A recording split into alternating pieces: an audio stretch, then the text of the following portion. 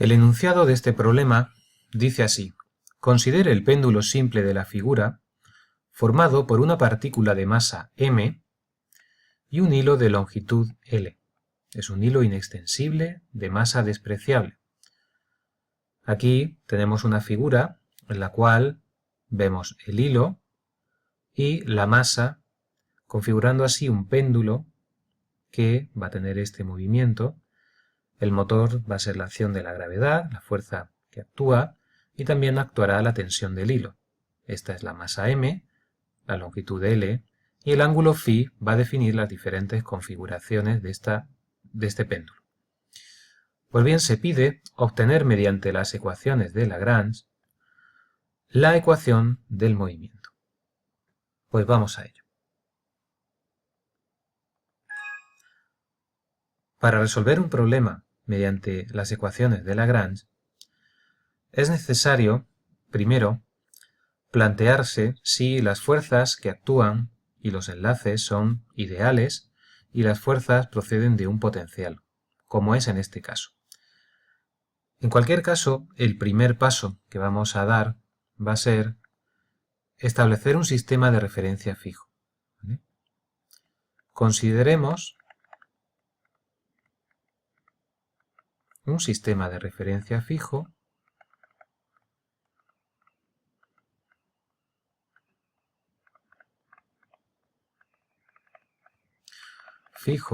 RF de centro O, que va a estar aquí, y esto es un poco también arbitrario donde poner los ejes. En este caso vamos a ponerlos así, ¿vale? Vamos a poner hacia acá el eje Y, ahora lo ponemos la etiqueta, y hacia acá el eje X. Esto va a ser X y esto va a ser Y. En el segundo paso va a ser consideración sobre las fuerzas exteriores.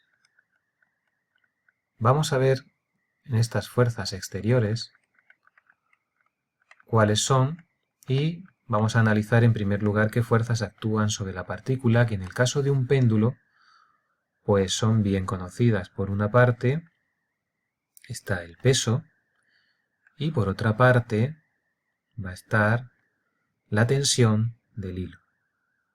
Pues bien, la tensión del hilo es una fuerza interna y el peso P es una fuerza que va hacia abajo. Hay que tener cuidado porque este hacia abajo nos podría inducir a pensar que es una fuerza de tipo 0, -mg. Pero eso estaría mal, porque en nuestro sistema de referencia no es así. Por lo tanto, hay que tener cuidado. La fuerza del peso, vamos a poner la fuerza del peso, la fuerza exterior que tenemos, que es la del peso, va a ser mg, pero en la dirección x, mg, 0. Y esa fuerza procede de un potencial, es decir, se puede escribir como menos el gradiente de una función potencial, es decir, como menos la parcial de v con respecto a x, parcial de v con respecto a y. Y si esto es esto, porque la parcial de v con respecto a y es 0, y por tanto v no depende de y. La expresión del potencial no es única, pero para la y sería una constante en y. Pero la parcial de v con respecto a x sí nos da una pista. Parcial de v con respecto a x, que no se nos olvide este signo menos, tiene que ser menos mg. Y por tanto, v vale menos mgx. Ya digo, hay que tener mucho cuidado porque la inercia nos podría llevar a que v vale mgi, y esto está muy bien en otros problemas donde el eje Y está orientado hacia arriba y el X hacia acá, pero no es nuestro caso. ¿De acuerdo? Cuidado entonces. Bien. Una vez que tenemos las fuerzas exteriores, el siguiente paso es considerar ¿cuáles son las coordenadas generalizadas del problema? En nuestro caso, este sistema tiene solo un grado de libertad, que es, ¿cuál es? El ángulo, ¿verdad? Defino phi como parámetro que define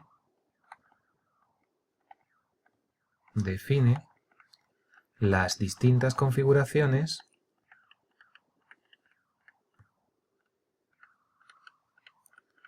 del sistema material.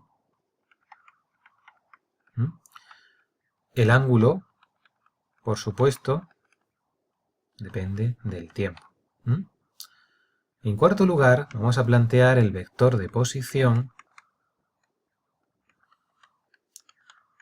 de los puntos de aplicación, vamos a ponerlo bien, de los puntos de aplicación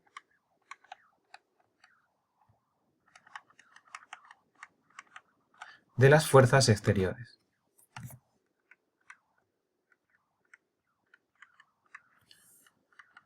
En este caso, se trata del vector de posición de esta partícula de aquí, que es muy sencillito. Aquí tenemos L, pues la componente X será L coseno de phi, la componente Y será L seno de phi.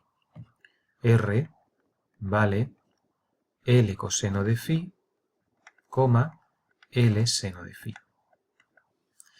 En quinto, vamos a plantear la velocidad y la velocidad al cuadrado. Vamos a derivar R, vamos a ponerlo bien, derivo R para formar R punto, y de R punto vamos a formar R punto cuadrado, ¿vale? El módulo, porque interviene en la velocidad. Pues la derivada con respecto del tiempo, R punto, es muy sencilla, ¿vale? La derivada del coseno menos seno, pues sería menos, como aparece phi, menos phi punto L por seno de phi, phi punto L coseno de phi. Y de aquí R punto escalarmente, R punto va a ser, tenemos phi punto por L factor común, esta por esta va a dar lugar a que este elemento esté elevado al cuadrado. Y el seno de phi va a dar un seno cuadrado de phi más coseno cuadrado de phi, que ya se adivina que esto va a ser reemplazado por un 1. Y esto es simplemente phi punto cuadrado, perdón, más no, por L cuadrado. Continuamos. A continuación, en el punto sexto, vamos a determinar la función lagrangiana. La función lagrangiana es siempre T menos V cuando las fuerzas proceden de un potencial. T es la energía cinética, es un medio de mv cuadrado, y V es el potencial, hemos visto que es menos mgx. Pues sabiendo que V cuadrado es simplemente phi punto cuadrado L cuadrado, y que X es L por coseno de phi, la función lagrangiana L adopta esta expresión, un medio de m phi punto cuadrado L cuadrado menos, con el menos va a ser más, vamos a ponerlo bien, más mgl coseno de phi. En el paso séptimo planteamos las ecuaciones de minimización, es decir, las ecuaciones que nos dan las ecuaciones diferenciales del problema, las ecuaciones de Lagrange, que son, en este caso con un solo grado de libertad, la derivada con respecto al tiempo de la parcial de la función lagrangiana con respecto a phi punto menos la parcial de L con respecto a phi, igual a 0. Y con esto es lo que tenemos que aplicar ahora. Vamos entonces a hacerlo aquí. Voy a poner aquí para que se vea bien, porque esto simplemente es operar de forma ordenada y es muy sencillo. La parcial de L respecto de phi punto, que aparece aquí, es observar phi punto como si fuera una variable, y phi es una variable diferente. Por tanto, solo está aquí, ¿vale?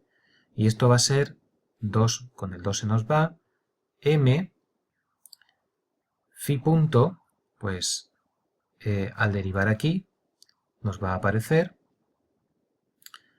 2, el 2 se nos va para acá, esto es como si fuese la función x cuadrado, pues 2x, ¿no? Pues al derivar m phi punto L cuadrado. Estoy derivando respecto de phi punto, no hay que derivar respecto del tiempo, eso todavía no toca. Eso, una vez que hemos encontrado la parcial de L con respecto a phi, ahora sí nos dice que derivemos ese resultado respecto del tiempo, de la parcial de L respecto de phi punto. Y eso será la derivada temporal de esto que hemos encontrado aquí, m phi punto L cuadrado, que será m phi 2 puntos, que es la única función que depende del tiempo, L. La parcial de L respecto de phi, pues phi solo está presente, aquí no, esto es phi punto, está aquí con coseno de phi. La derivada del coseno va a ser menos seno, y por tanto no estoy derivando respecto del tiempo, sino respecto de phi. Si esto será simplemente menos m g L seno de phi. Y uniendo, aplicando esto, pues lo que tenemos que hacer es esto de aquí, m phi 2 puntos L, a ver, se me ha olvidado aquí un cuadrado, ¿vale?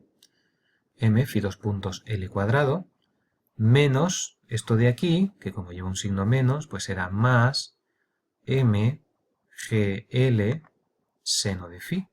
Y eso igual a 0. Por aquí observamos que la masa se va. Aquí se me ha vuelto a olvidar. Aquí hay un L cuadrado, ¿vale? Una de estas L se nos va también, con este. ¿Y qué nos queda? Pues nos queda phi 2 puntos L más g seno de phi es igual a 0. Y esto, pues aislando phi 2 puntos, simplemente dividiendo todo entre L, nos queda la conocida expresión de el péndulo simple, phi 2 puntos más g partido por L seno de phi es igual a 0. Este es el resultado, esta es la ecuación final, que una vez resuelta, se suele resolver mediante métodos numéricos, nos permite resolver el problema. Bueno, pues esta es la solución.